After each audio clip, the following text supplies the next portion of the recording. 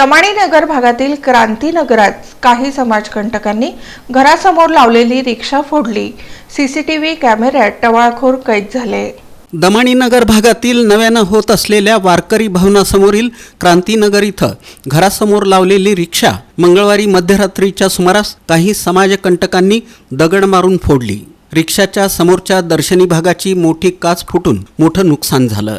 दगड मारणारे समाजकंटक सीसीटीव्ही कॅमेऱ्यात काही अंशी दिसत आहेत। पोलिसांकडून या घटनेचा तपास सुरू झाला आहे। MH13 BV 0998 असा रिक्षाचा क्रमांक असून रिक्षाचे मालक अनिल धायगुडे यांनी याबाबतची तक्रार फौजदार चौडी पोलीस ठाण्यात दिली।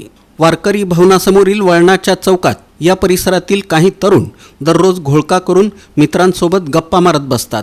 याचा आजूबाजूच्या घरातील नागरिकांना मोठ्या प्रमाणावर त्रास होत आहे। मोठमोठ्यानं ओरडणं, शिवीगाळ करणं, बेफाम वाहन चालवणं, मोबाईलचा आवाज मोठा करून गोंधळ घालणं, महिलांच्या घरांवर दगड टाकणं असे प्रकार अनेक दिवसांपासून या टवाळखोरांकडून सुरू आहेत। मंगळवारी रात्री या ठिकाणी थांबलेल्या मुलांना गोंधळ करू नका असा सांगितल्याचा राग मनात धरून अनिल धायगुडे यांची रिक्षा फोडली असल्याचा आरोप करण्यात आला आहे।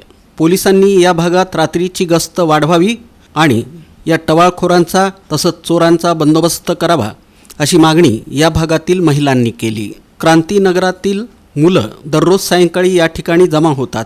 आपली वाहनं स्वतःच्या घरासमोर उभी न करता या ठिकाणी उभी करून रस्त्याला आडकाठी आणून मोठ्यानं गोंधळ करतात अशा तक्रारी सुद्धा करण्यात आल्या आहेत। याच परिसरात चोऱ्यांचं सुद्धा प्रमाण मोठ्या प्रमाणात वाढलं आहे। याचाही बंदोबस्त पोलिसांनी करावा अशी मागणी महिलांनी केली।